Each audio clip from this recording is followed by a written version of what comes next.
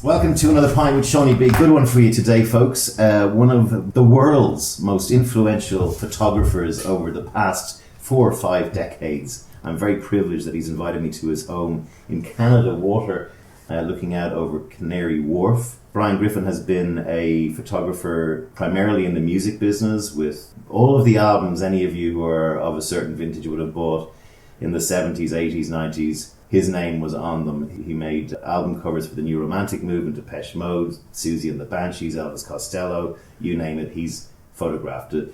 He's recently produced a book called Pop, which is 400 pages of beautiful album covers that he shot. And I guess probably interested to see vinyl making a comeback, are you? First of all, welcome to the show. I'm really happy being here. Thanks. Thanks for even considering me, Sean. That's brilliant. You're a legend. Oh, I don't know. You are. I want you to be the legend, and I want to be the subservient person being interviewed. Are you happy that vinyl's on its way back? Yes, I am actually, especially as pop has been in gestation, can we say, since about 2008. So a good 10 years it's been hovering around. Yeah. And it was really fortunate that over those 10 years that vinyl was making a gradual comeback and making a phenomenal one eventually. And when pop was published, of course, you know, the people who were interested in it, the actual age groups had expanded massively. Everyone buying record decks again, you know. There'll be a link to the how to purchase pop on the blurb of the podcast, so just scroll down and find that. It is a beautiful, beautiful book and one for any record collector. What was your favourite album cover that you did? It's difficult. They were shot very close together. I did my first 2 album covers, and one of them was Joe Jackson's Look Sharp, you know, which is regarded as like one of the covers of all time, you know. And the funny thing about it is that it was the easiest photograph I've ever taken in my life, you know. Okay, Sean, stand there. Stand where the light's coming down, you know, and stand there, and okay, bang, finished. Bye-bye. Of course, Joe hated the sight of an album cover. Never worked with me again. Really? And it's the most famous album cover on earth, virtually, apart from Sgt. Pepper. Why didn't he like it? Because he wasn't on the front. Right. He was on the back, I think. And in Pop, the book, as you kindly mentioned, is in there a couple of times. So come on, Joe. But now he just didn't like it. But it's like so obvious, simple. I mean, there was even girls kissing me in the streets of New York, you know, after that cover. Weirdly, do you know a guy called Graham Wood? Graham Wood. He did Tomato. Oh, I know Tomato. Yeah, he did a lot of album covers. So I'm sure he knows you. Oh, he would. I ended up in some bar in New York with Joe Jackson, getting drunk with him one night. I think about 10 years. He actually drunk beer as well. Oh wow! I think so. Yeah. And what was the second one? Graham Parker's Parkerilla. That was probably the first one, given to me by Dave Robinson, who was his manager, which I find is extraordinary that is rated really highly. I find that quite confusing compared to some of the other covers I did that I regard to be much better. It just seemed like you kind of fell into photography from the research that I did. You're from you're from Birmingham, right? Yeah, tell us your story from your early ages. Well, I was born in a children's hospital in Birmingham. My mum had to go there and have me because she had to have 53 stitches to cover a wound that pulled me out of her body. I had to go to a major hospital because it was 1948 and you couldn't do it in the local hospital cesarean then. I don't think so. So I was born in Birmingham and all the brothers. What was Birmingham like in the post-war sort of when you were growing up? What were your memories of it? Incredible. Really? I loved it. I remember, I used to... love it better? Well, I can see myself now in this little overcoat and my little short trousers, you know, my socks and my little shoes, and one of those caps that look like school caps, but they're caps that all the sort of boys' outfitters sold, you know, with some a nondescript badge on the front, just you know. William, just William. And then Dad would take me on my little hand or whatever, take me down Steelhouse Lane.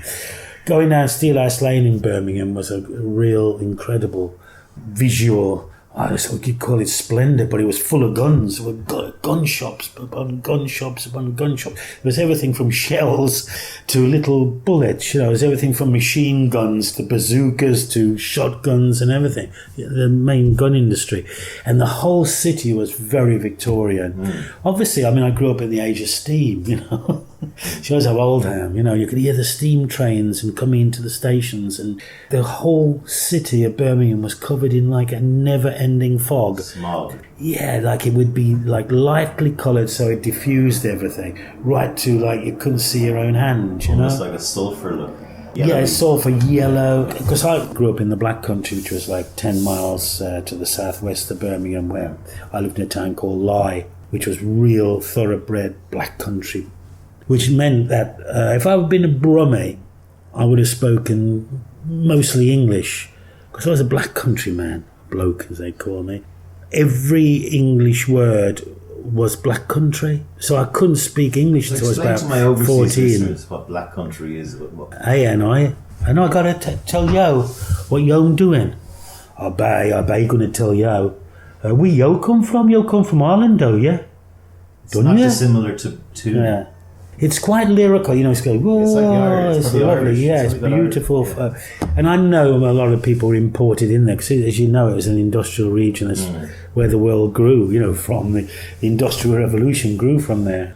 I think the people came from all corners of the UK, at least. Were you an only child, or did you? I was, yeah. Sister died.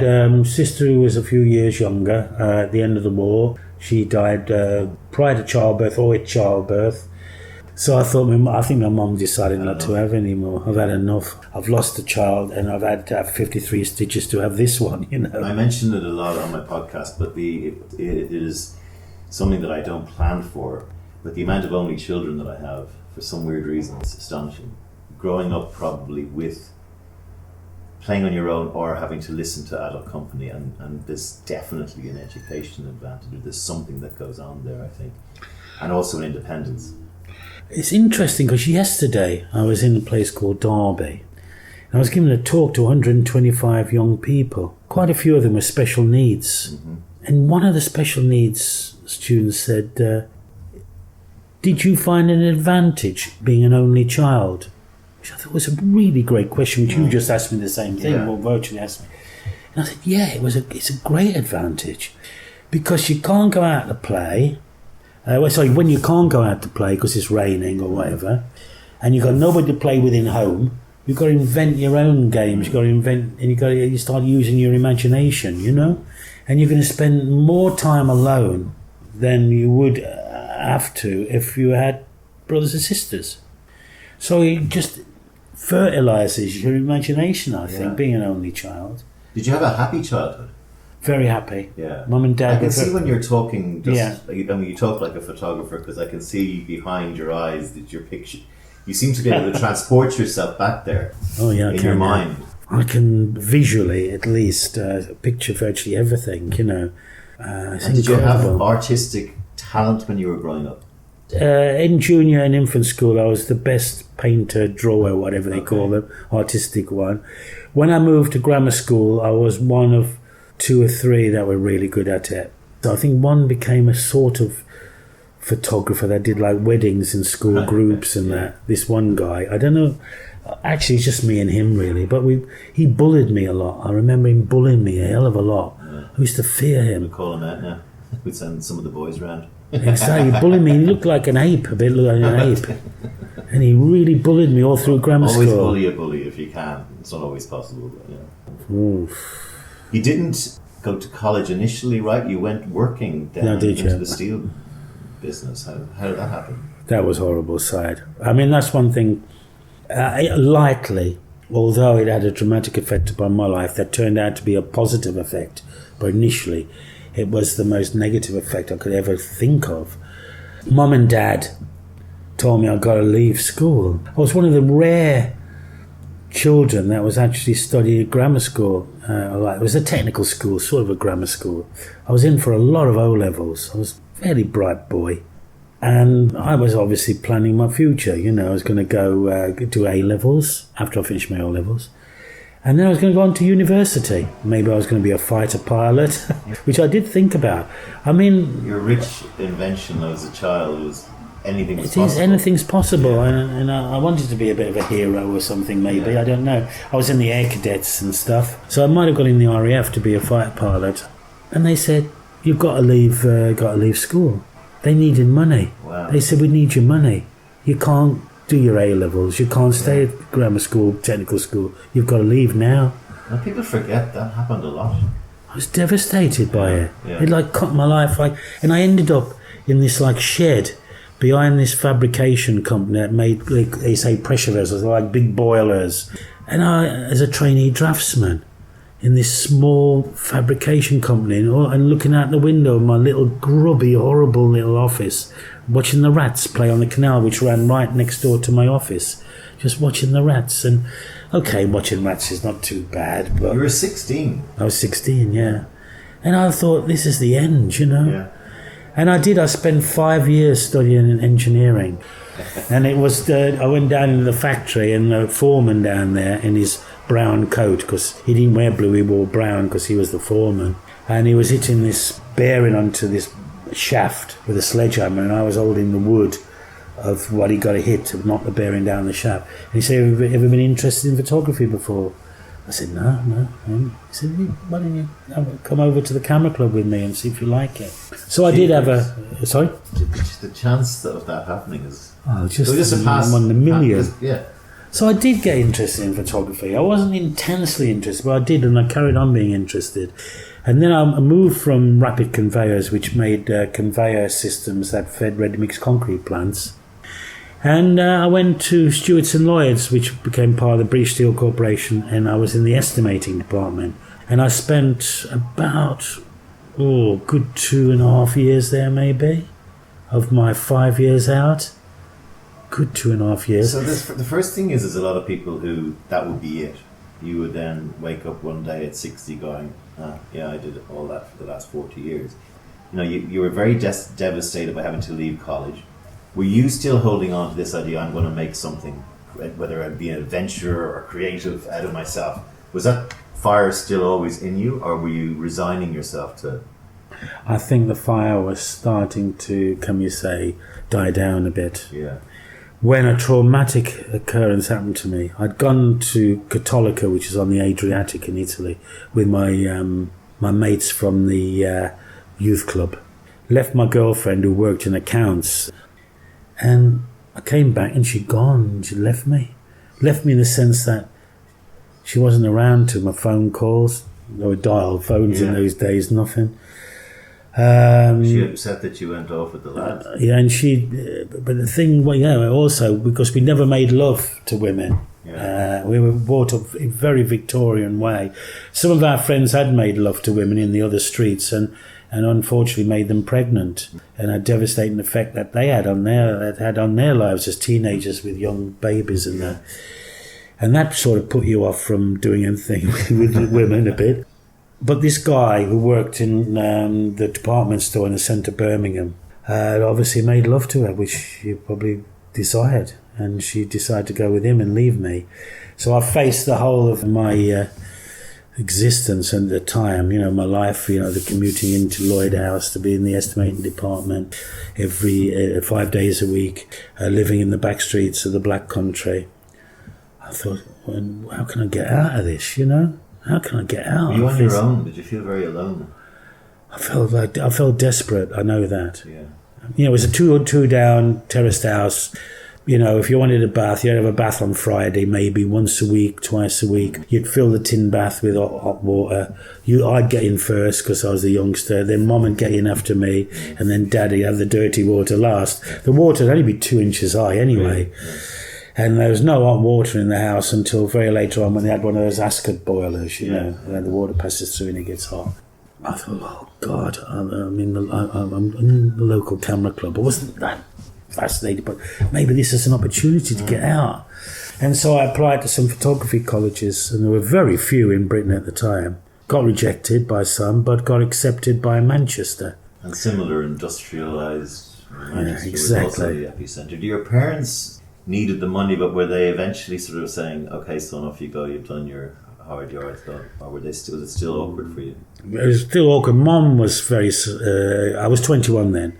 And because I was 21, I could do whatever I wanted. Yeah. They had no control over me. And Dad was devastated. Mum accepted it totally.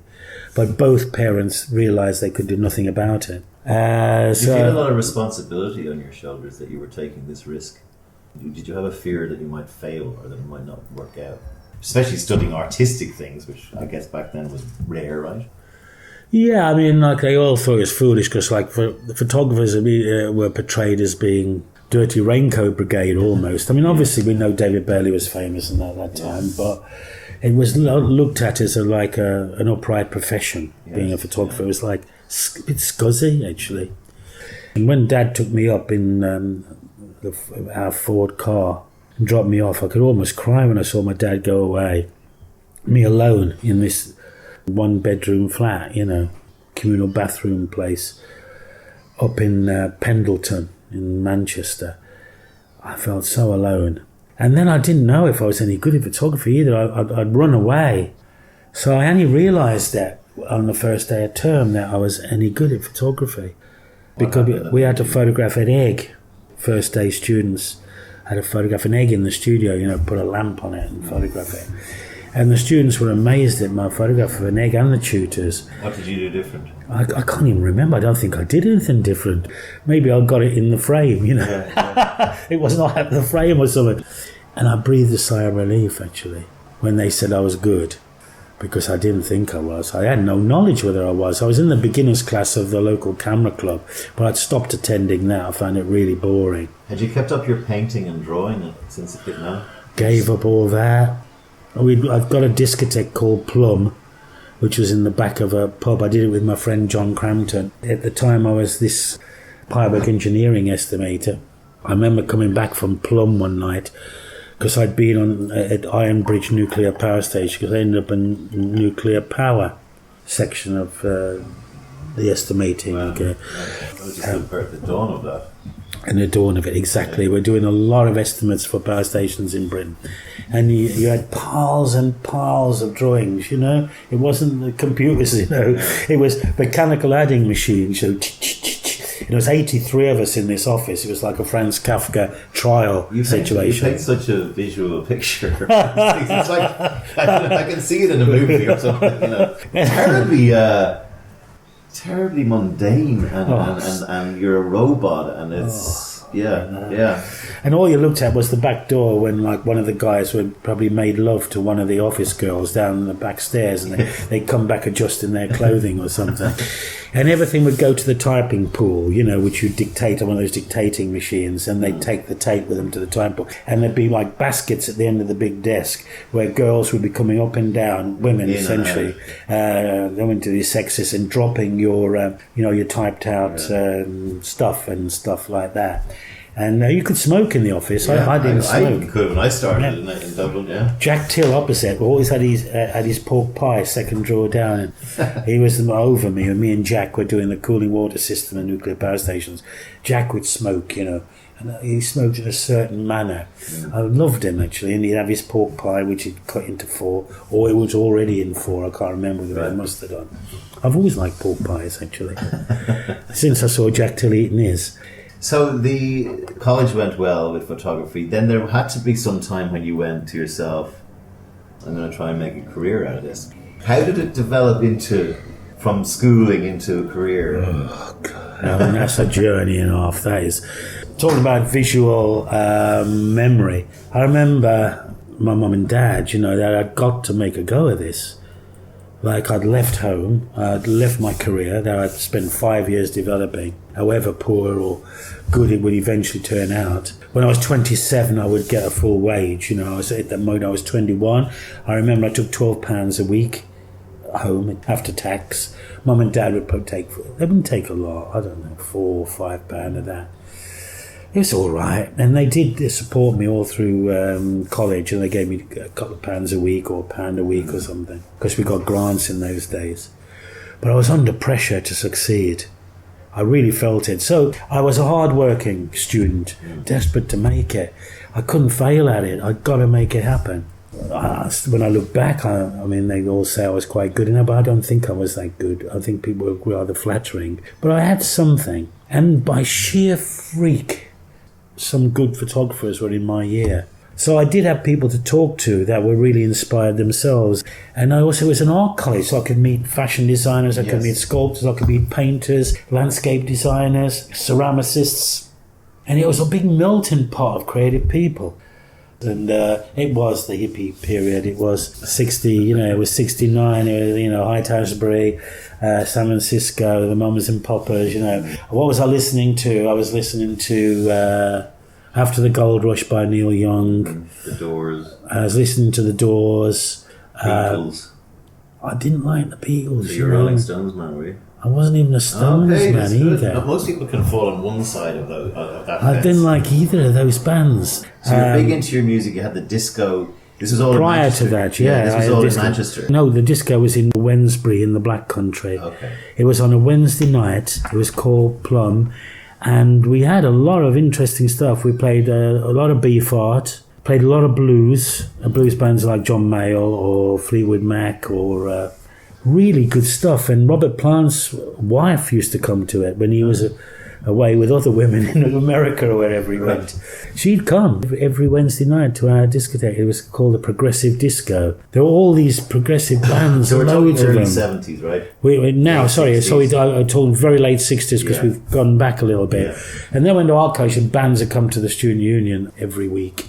I haven't really touched on this fact. You have music big in your life. Yeah. Just like any kid would have music big in their life. And then how did you get to the point where did you go, wait a second, I like taking photographs and I like music. And did that happen, or was there a break, or was there a lucky chance meeting like you had in that factory? Or how did it transpose out of college and into a career? Or was your first photography break a wedding, or what was it? How did it get from, I now can do this, I now can make a living from photography? And well, I left our college, worked in a steelworks, replacing the chains on the overhead cranes at Round Oak Steelworks during the summer break.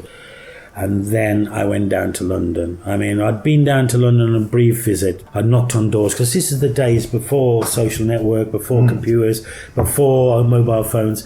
It was a case of, knocking on doors, literally. It was even hard to find places, wasn't it? And like showing a portfolio, and they'd look at the student's folio and try and see some potential in it and go, oh. Were you going to ad agencies? I was going to magazines. Right. I wanted to be a fashion photographer, which didn't work out, obviously, at the time. And I walked the streets, and then I came back, worked in that steelwork, as I said, for a few weeks, and then went back down with the money I earned and got my first flat, invited my mates who'd been studying at college with me, and we moved into a house in Wimbledon Park.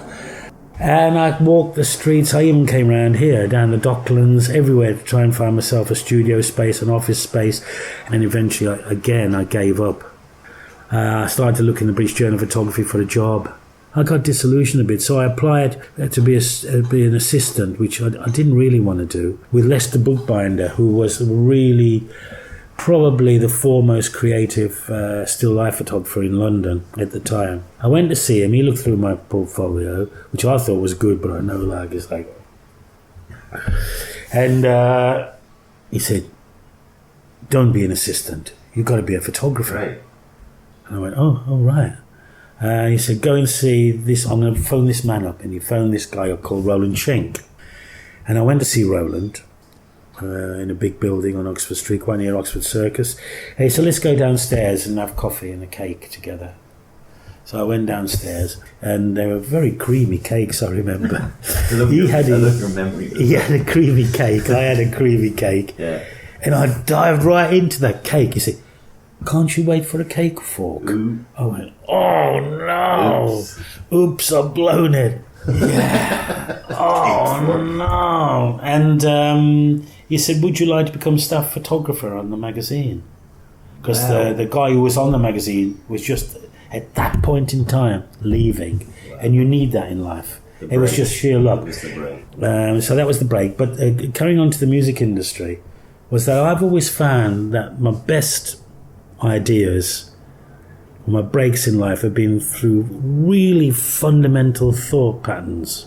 And this was a real fundamental thought. I went, before I did my first album cover, I'd spent 5 years photographing people in suits, business people. Roland gave me that job. which was at that time regarded as the most boring photography that anyone could. Handshakes and still. So boring. It was below wedding photography. Wedding photography now. Wedding photography is the top photography now. Yeah. Then it was the worst. But photographing people in suits was below it. But I thought, I've got to make a go of it. I've got to make this happen. Under a lot of pressure to make my career happen. A year and a half later, I took a photograph similar to that egg back at that art college, where I photographed people going to work across London Bridge in the morning. And I realised I'd taken a world-class image 18 months after leaving college, a world-class image, and still is one of my greatest photographs. How do you know? Do you just know? Just know it through your own intelligence. Gives you goosebumps. It gave me goosebumps. And I was like, I could have fainted. I don't know what I fainted, Really? Screamed or what. I thought, I'm going to make it. Mum and Dad, because now they turned full circle and bought me a second-hand Leica camera and a gold watch for being getting a distinction at college, top student distinction. So, they after 3 years, they gave me all those beautiful things. And I went, thank God, I'm really going to make it, It just happened in front of me. Does one photograph can change? It can, really. When I say it changed me, it was used so small in the magazine. Yeah. It didn't make me famous, the picture, but I knew it was a great image. Yeah. The art director, Roland, used it really like a thumbnail. I got this photograph of commuters now in the V&A, and then when there was a celebration of 150 years of photography, it was isolated and put in the show at the Victoria and Albert Museum as one of the images. Well, we of put a link. I'm 150 sure years, put a link to this photograph. What was the photograph saying?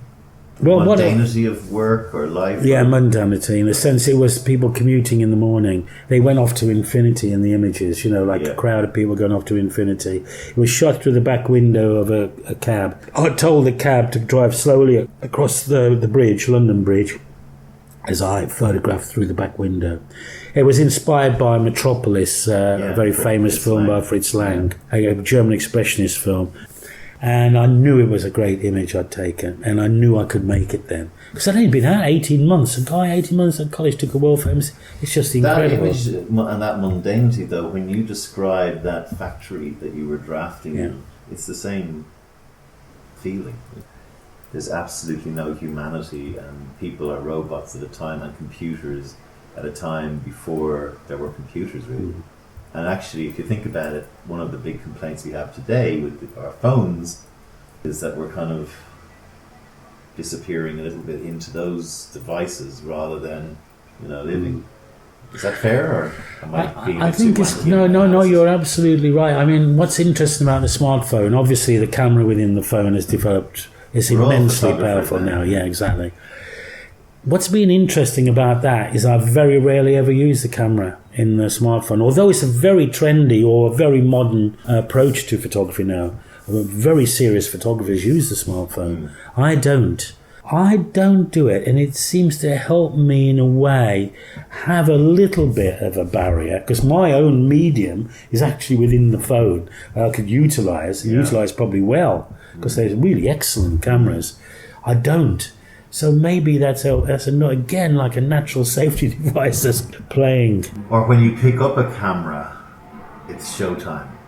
Yeah, because I don't pick it up that often. Yeah. I pick it up when I'm going to really do something, a project or whatever, and I've put a lot of thought into what I'm going to do. So, like, if we go back, again to when I took that picture across that bridge, my life then was a camera bag, really, with the Leica in, and then I got an Olympus camera a couple of years later, which is an SLR, it's through the lens instead of a rangefinder. Made life a little bit, composition a bit easier, because I could see everything. And although I've been trained with a viewfinder, so I mean, which is an odd camera to compose well with.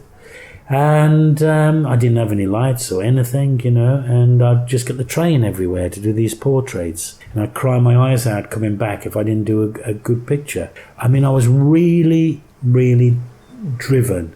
I was really, really ambitious. I was total. No distractions. I love my speedway racing, motorcycle speedway racing. Always have done. But essentially, no girlfriends. I didn't have any girlfriends around me. I had friends that were women, of course. So I love women. Yeah.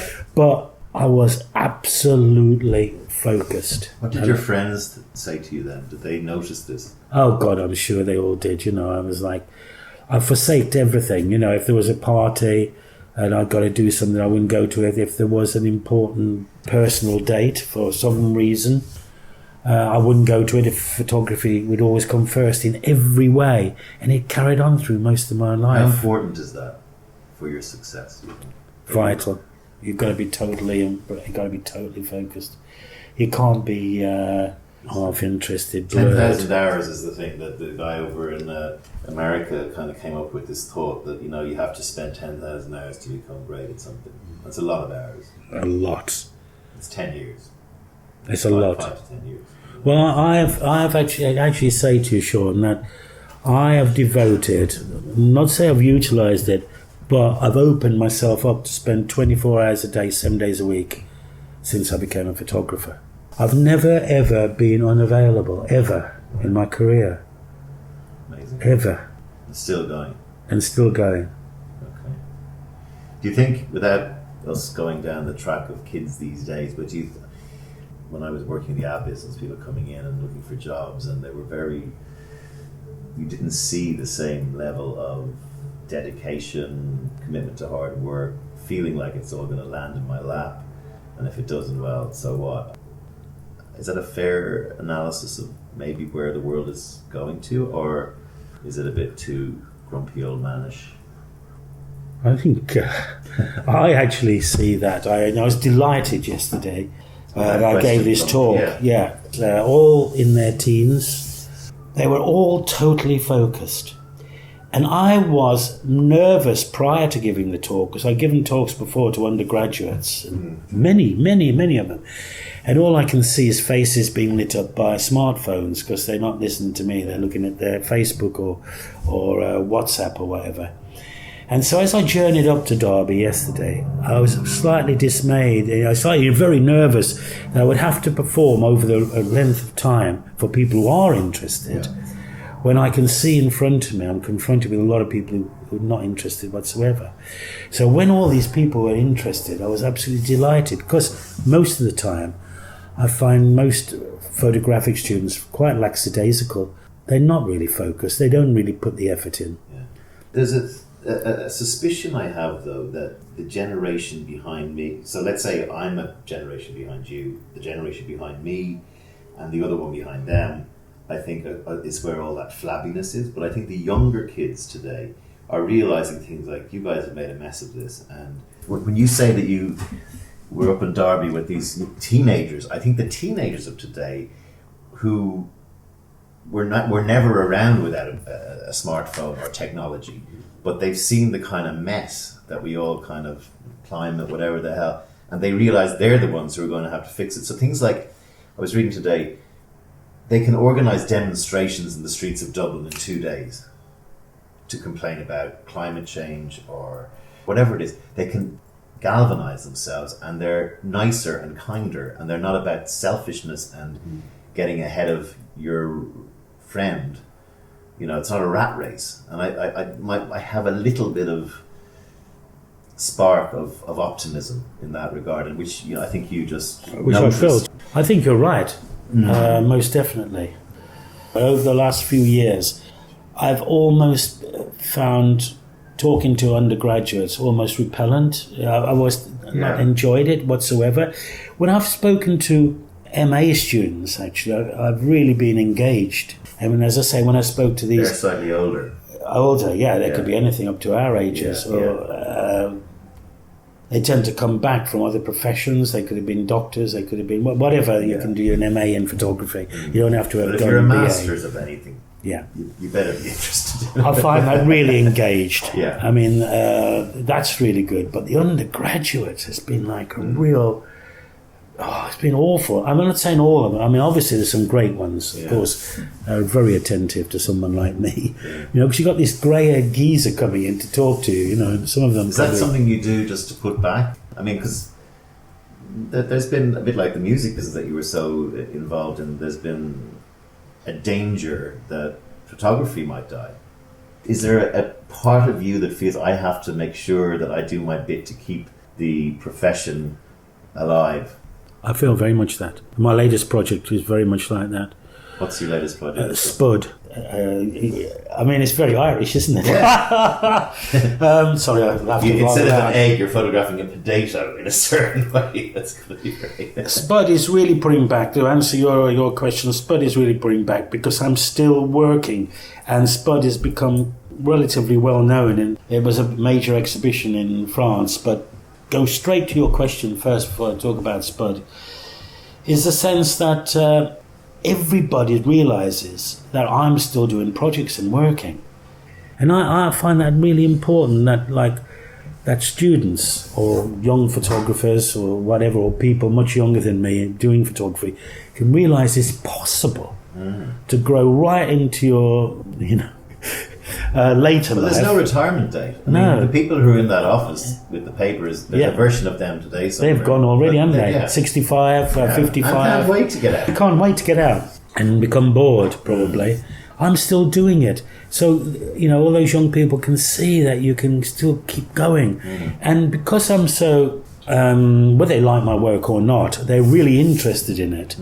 Because this is a bloke that age still doing it. We want to see what he's doing. They might think it's crap, they might think it's brilliant. I'm happy to accept anybody's opinion. You don't need critique anymore. I don't know. I don't need it. I don't care about it. I mean, any vulnerability I ever feel is when I'm first doing something, I feel unsure. Yeah. And then I overcome that. And then I get confident. Then I go out and look at painting. I go out and look at other art. And I feel, wow, what I've done is not that bad, actually. Yeah.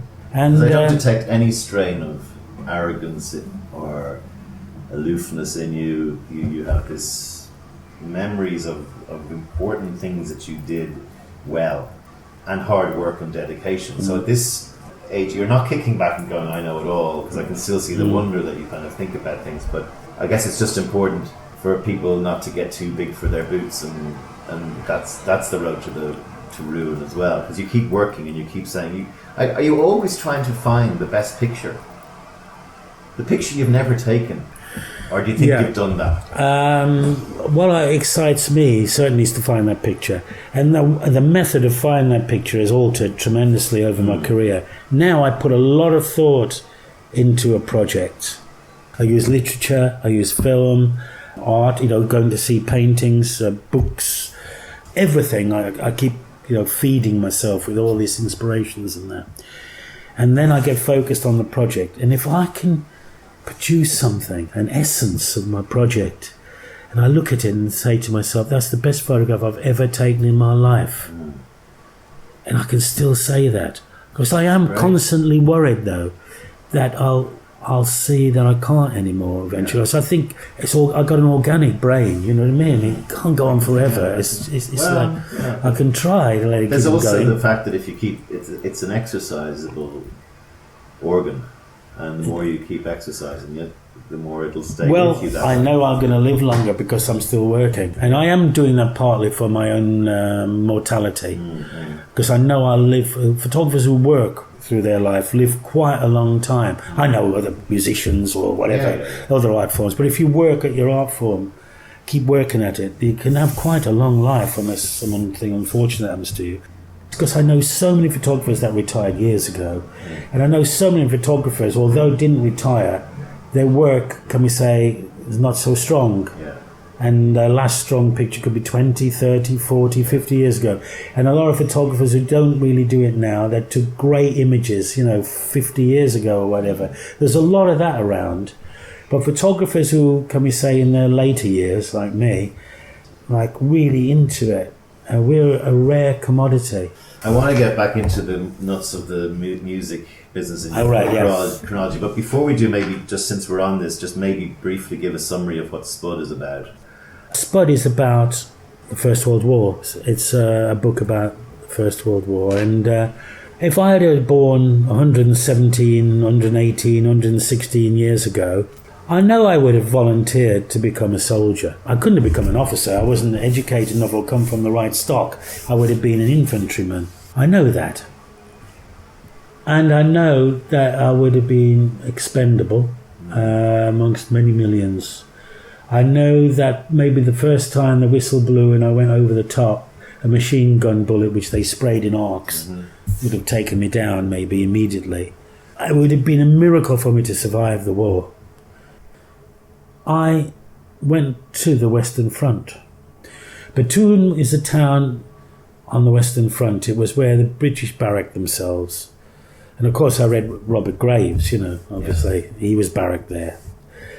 And he's been quite an influence on SPUD. But what I was shocked and delighted with at the same time is this very flat land where around northern France. And they're growing potatoes in the battlefields. And then as I came back to Batoon, I passed a McCain oven chips factory. So all the potatoes coming out of the battlefields are being made into oven chips and, of course, French fries. So I saw all those, which potatoes are like tubers, aren't they, wherever they go, in the ground, like a root vegetable in the ground. And I saw, again, there's still thousands of bodies in the ground, because I've read so much about that war, and parts of bodies and blood soaked deep into that soil.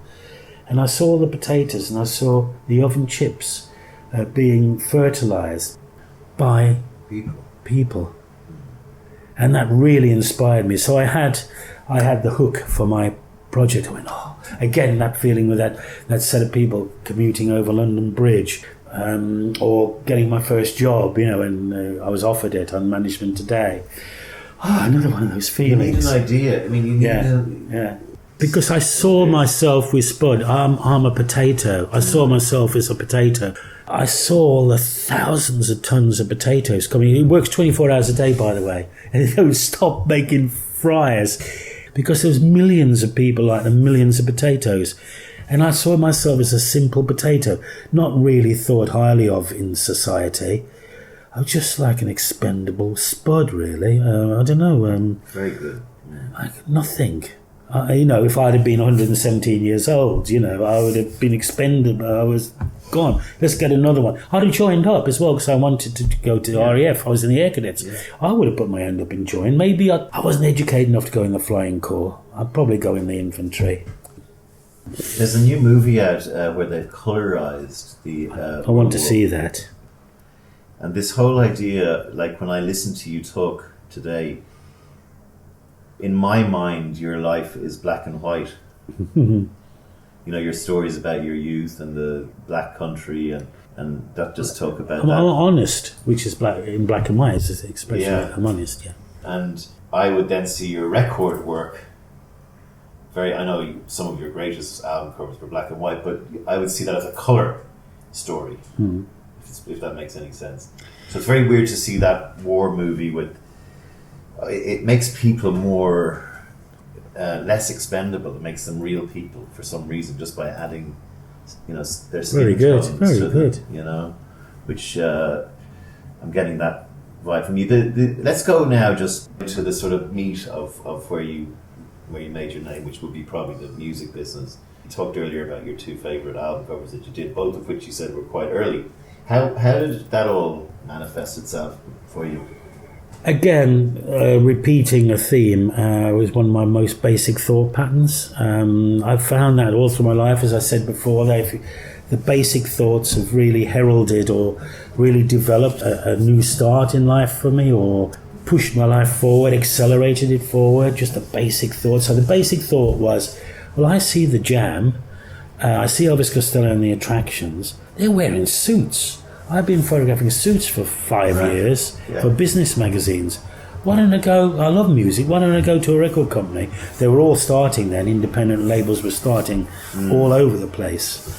And ask them if they give me a job, because I can photograph suits well.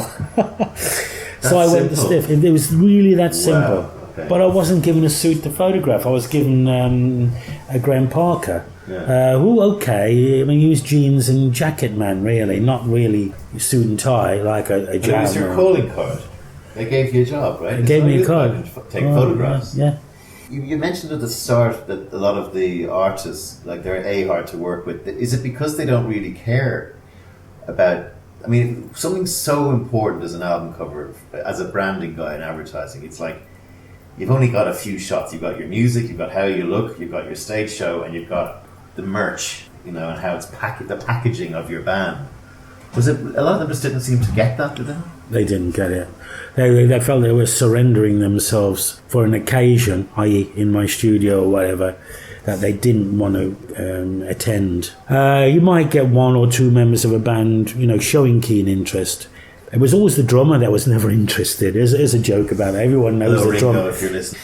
I'm sorry, Ringo. Actually, Ringo, I did an album cover for you, didn't I? And I really enjoyed being with you. But drummers were like, they didn't like it. And I hated photographing bands because it was just a bit short of mayhem most of the time.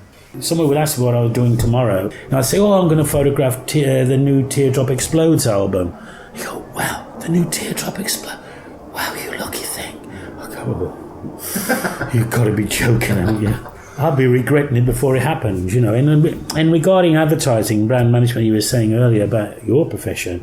I mean, advertising agencies would come into my studio in the 80s and they'd leave, there'd be props left behind. It could be anything. And I'd use those props for the album covers or the publicity of the bands and incorporate them in an idea. So give me a story of one of the most mayhemic shoots that you went on. I read one about Iggy Pop pissing in a bin. Yeah. That was pretty. He was mayhem. Yeah. Iggy was just...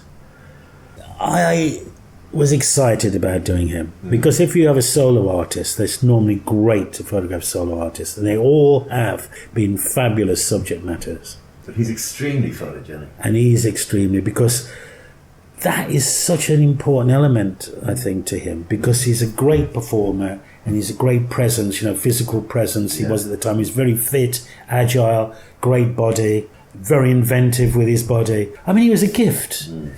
I hired a studio in Notting Hill Gate, and he came to that. Prior to him coming to that studio, I was taken by Al McDowell, who was the main man in a company called Rockin' Russian. And Al took me to meet Iggy. Al McDowell now has just been the production designer of the latest Star Wars movie. He's right at the top of Hollywood now. A very talented man. I was delighted to work with him. But he left me to do my thing, which is great when you've got rather than somebody coming in who's like, I ain't got much talent, telling you what to do, which happened a lot in advertising. Of course. But he was Often really from talented. Idiots. Yeah. You have to bite your tongue. And he came, but I respected him because I knew he was a great, great artist himself, painter, everything.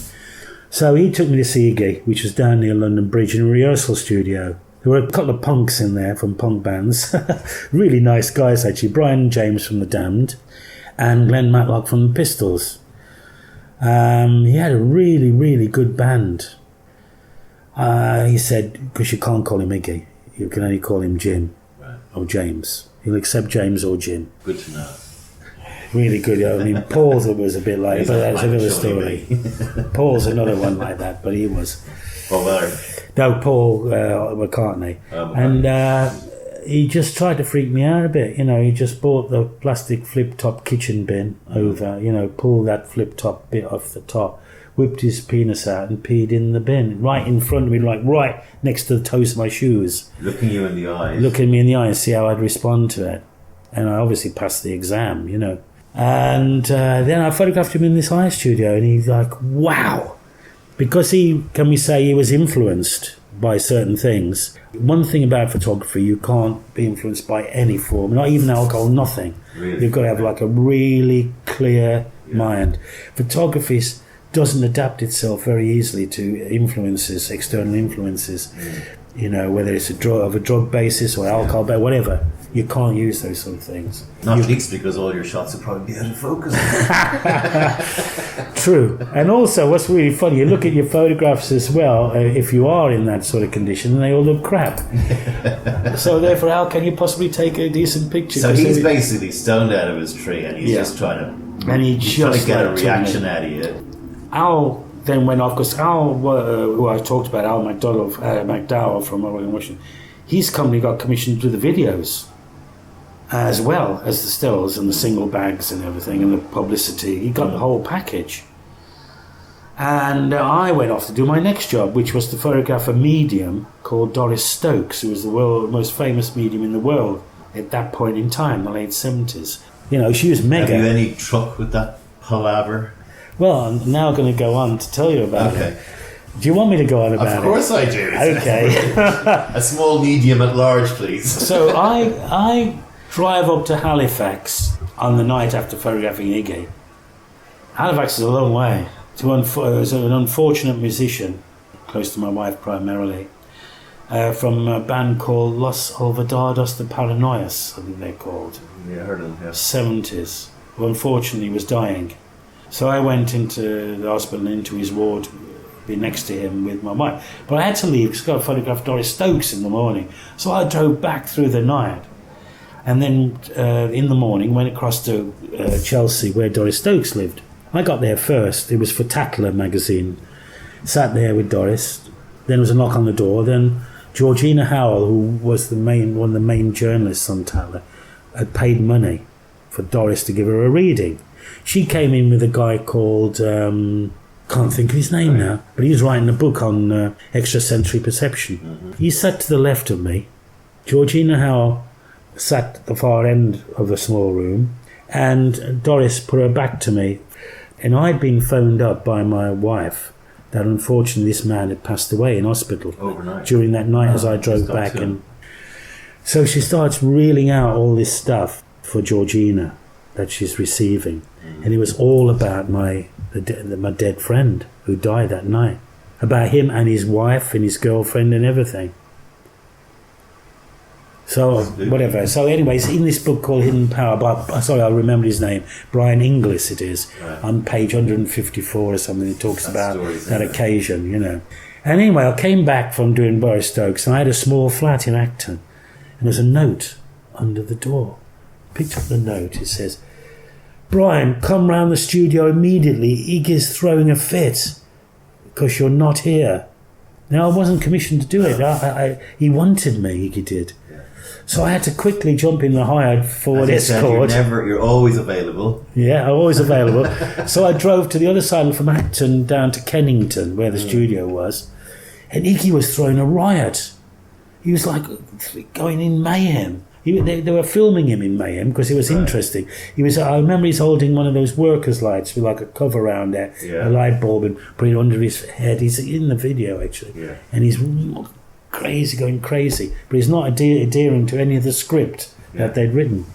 So I turn up, and he calms down, and I light this fridge and this backdrop really quickly because we're going to do a film called Dog Food.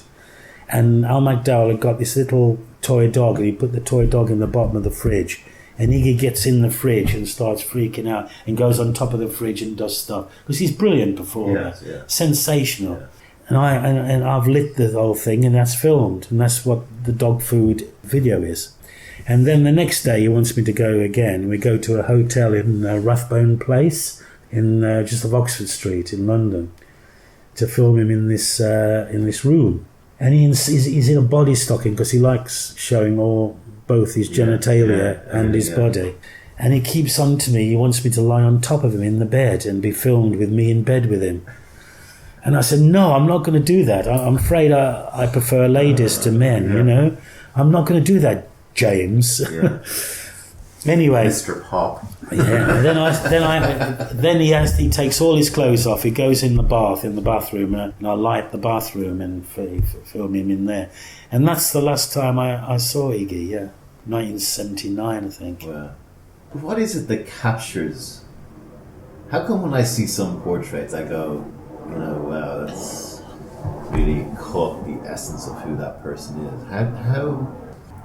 It's how hard you are as a photographer. Most of the great portraits are done by photographers that exhibit a lack of feeling towards the subject, but display superficially sensitivity. You're just a manipulator of the subject. You're going to manipulate that subject to do exactly what you want them to do for you, because that's how you see your portrait of that person. Do you think it's better for you, sorry to interrupt you, but do you think it's better for you to know the subject well in order to capture it? No. You don't need to know them at all. It depends. I mean, sometimes it's really simple because there's something obvious that surrounds the person physically in their room, in their office, in their space. So you can bring that in, engage with that. and then implant your own artistic knowledge on top of it. Or you might have something to say about the person, like if you take Arnold Newman's photograph of Krupp, the big German industrialist, in a way, you know, because they supplied certain things in the Second World War, so he did a hatchet job on him because he's a Jewish man, Arnold Newman, the great American portraitist. And all the really great portrait photographers in the history have implanted themselves into that portrait. And because they're implanting it into it, it actually gets really strong because they're putting all themselves into the portrait, and then they leave because they have a complete understanding that portrait won't be great without at least minimum of, say, I'm quoting figures here, that at least 10% of that person brings something into it.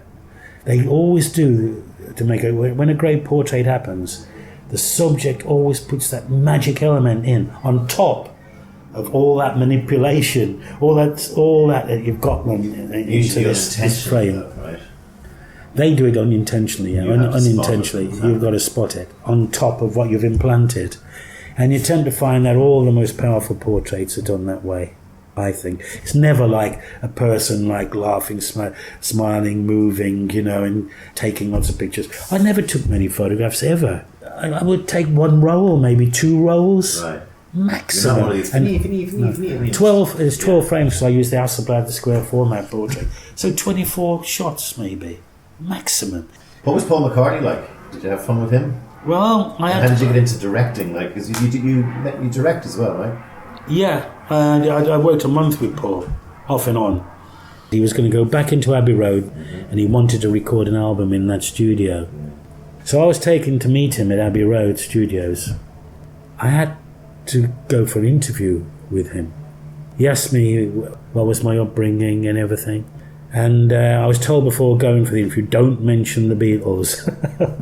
So I didn't mention the Beatles, and apparently I ticked all the boxes because I came from a back street in the Black Country, a working class lad, and that was a big boxes to tick. Similar to him, yeah. What we had to do was light the whole of Abbey Road and light cleverly the positions where he would play the piano, play the bass guitar.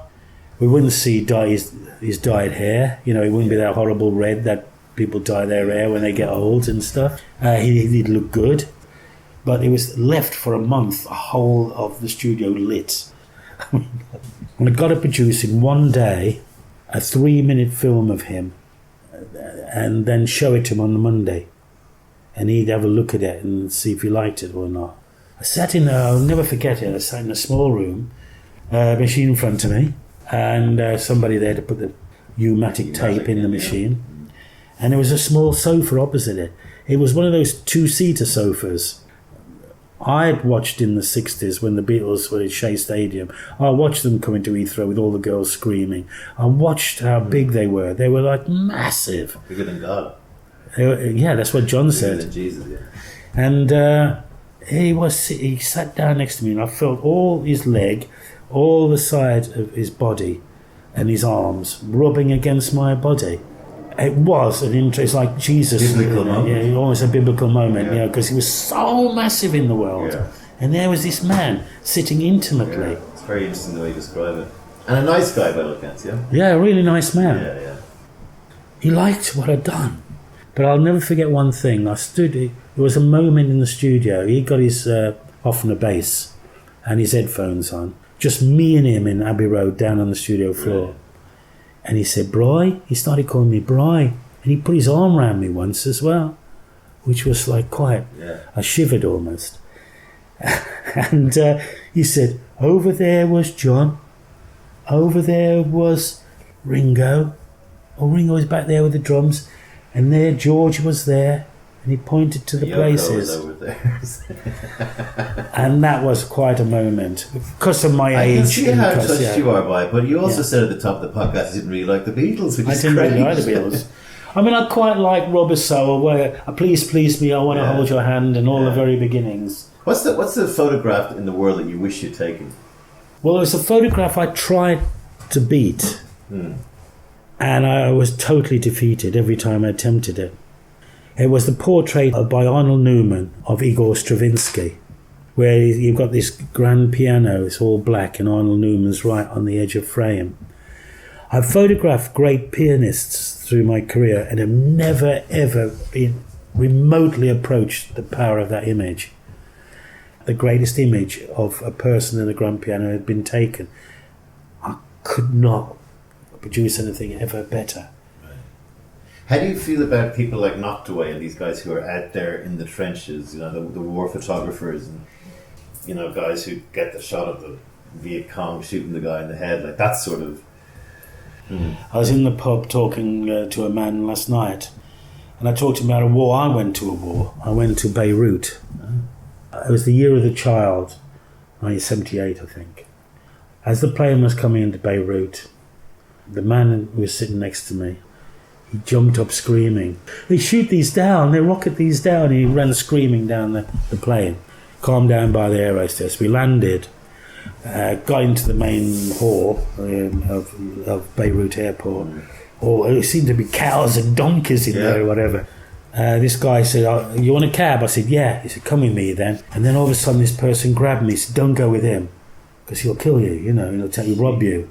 And then he found a proper person I could go with. I went to my hotel, all been machine gunned in the front and everything like that. There were rockets exploding, explosions all around. I went up in my hotel. I felt I was the only one in the hotel. I never saw anybody there. I go down to the restaurant, and it was like cabaret at night, a bit like Joel Grey in the film Cabaret, with a big pink mouth looking at me and right in the face, And I was waiting for my connection, Rudy. And I go across the Green Line to photograph this young soldier in the phalange. Anyway, to cut a long story short, I was young, so I felt quite brave, actually. I'd said to my girlfriend, "Don't expect me to come back." I felt I was going to die, actually. So I rambled on there. So I have tremendous respect for those war.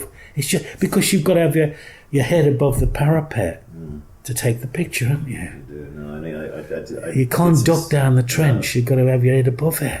I remember a story about Noctaway who used to wear a white shirt. He used to bring in his luggage these pristine ironed white shirts, and he would go into the zone with this white again with soldiers and everything. And that was his way of saying, "Do not hit this thing in the white shirt. I'm the photographer. I surrender." Well, kind of just but he made a big because most of them go in battle fatigues. Oh, they do, yeah. But he was saying, here it is, don't shoot this. Well, I think we had the greatest war photographer. I think it was Larry Burroughs. I think he was the greatest one, personally, for my taste. But obviously, I liked Francis Frith in the Crimea in the 19th century as well. I mean, those boys out there with cholera and everything. They're immensely brave war photographers. They have to put the whole hood on. It's like so brave. I mean, I was only nonchalant. I think because I was so young. When you're so young, you don't feel fear. You don't fear very much. Well, also if you don't have responsibilities. Yeah, I didn't have any children or anything. What do you, just moving away from photography and we finish up, what are you positive about the world in which we're ploughing headlong at the moment? No, I'm not that positive about it. I feel there's going to be massive changes after I've gone. I think about all my archives and everything. Will they exist a few years after I've gone? What's going to happen to this world? It's really frightening in the world at the moment, isn't it? And I really liked your early conversation about people going back, to analog in terms of music, or analog as we term it now in photography. It's great that these very youngsters, and people are at photography college returning to the past with materials and all sorts of things. Do you think people might rush back to things gone by in order to save themselves from the future? The question of what the future might hold. The question of, was there ever any good old days? I don't think there was. I think that we're probably in the best time to be alive, even in terms of things like war and stuff. But that doesn't mean it's not scary still, because it was scary back then. And there's also more stuff to do us damage now than there was back then, in terms of countries with nuclear powers and all that could just, and ruin everything for us. But things like hunger are coming down. I'm torn, because I agree with you. My general view is it's pessimistic, and we need to be more on top of looking after people who haven't got it enough and all this kind of stuff that we kind of seem to still be able to just dismiss. Last question, what would you say to you that time you got pulled out of school? I would say I was really lucky being pulled out of school at a point in time, how my life developed. And I had no knowledge how it would develop because it seemed like the end of the earth at that time. But my parents, I mean, I lived in a very disciplinarian society, whatever, like you did what your parents told you. Yeah. There was no sort of like, Discussion. Yeah, you did. If your dad said you got to do that, you got to do it. Yeah. If your dad said you got to be home for 11:15 at night, you had to be home at 11:15 because he'd be waiting for you, really angry. So I accepted what I was told to do, although it was something I absolutely didn't want to do. And the worst part of it was they dragged me out of school like, I don't know, it seemed like on the Friday and I was in the factory on the Monday, which I didn't like that. But when I see of all the things, all that period of working in industry and that really helped me to develop as a photographer. And without those qualities that I was injected by, when I say injected, I mean imbued with, I had no chance to avoid, have actually played a major parts in the latter part of my life, really. And without them, I wouldn't be the man I am now or the photographer I became or have become. Everything works itself out. What would you say to a young photographer starting off who's 15 or so and thinking of getting into photography? What advice would you give in a sentence? I'd say you're going to have to be a very brave young man, but it affords a great life. You know, it's a wonderful life, so nourishing. You know, the fact that you can sit in your armchair, you can eat some food, you can sleep in your bed, you can take your dog for a walk and think ideas and execute them, you know.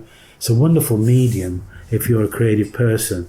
And it exorcises so much within you. It can take away all the pain that you feel inside or the troubles that you're encountering. It can help liberate you and can help cleanse you and help heal you because of how photography is, where you can get it out of your system through your creative output.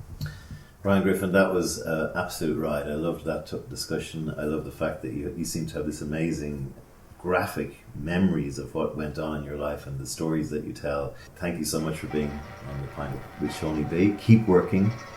Keep doing your projects. You want to say anything else before you go? I've really enjoyed being with you, Sean.